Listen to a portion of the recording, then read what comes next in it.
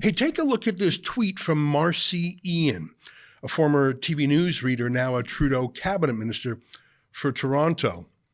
You can see it there. There's a picture of the House of Commons, and she says, "Denounce neo-Nazism or leave the room.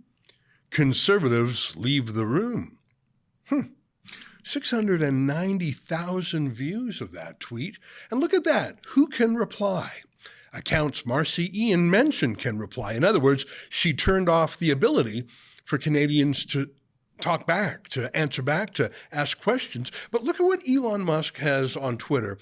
It's wonderful. It's something called community notes, where ordinary readers can fact check politicians. It really is one of my favorite functions on Twitter.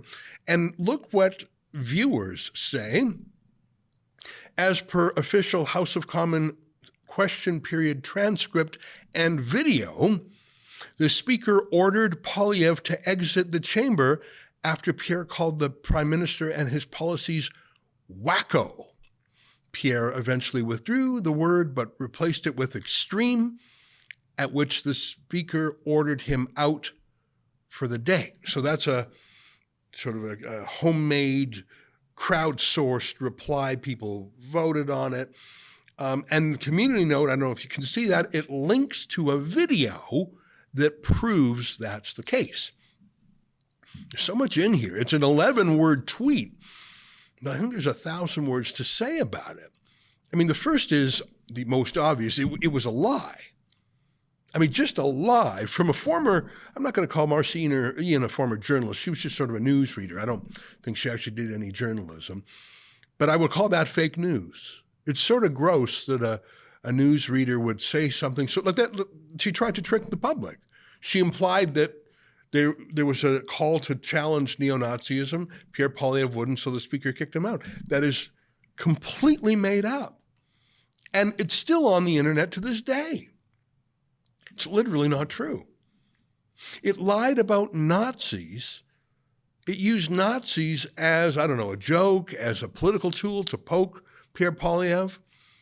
This from a cabinet minister, Marcy Ian, who gave a standing ovation to Yaroslav Hunka, the actual Nazi SS officer invited by the prime minister to parliament when Vladimir Zelensky from Ukraine was in town.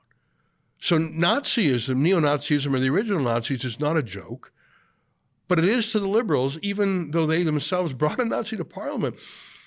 And it's even worse because there actually are new Nazis stalking our country right now. You can see them, bizarrely, not in the country with Hicks, as is the stereotype of Nazis, but no, in the downtown college campuses across this country, from UBC to U of T to McGill and everywhere. Hey, where are the fact checkers here?